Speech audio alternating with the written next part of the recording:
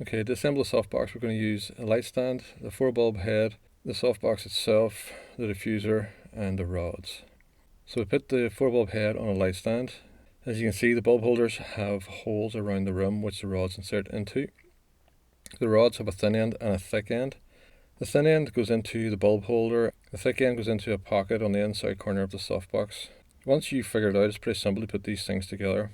After you get the 4 rods inserted, the diffuser attaches at the corners by hooking the diffuser corners over the outside of the softbox corners and attaches along the edges with the Velcro.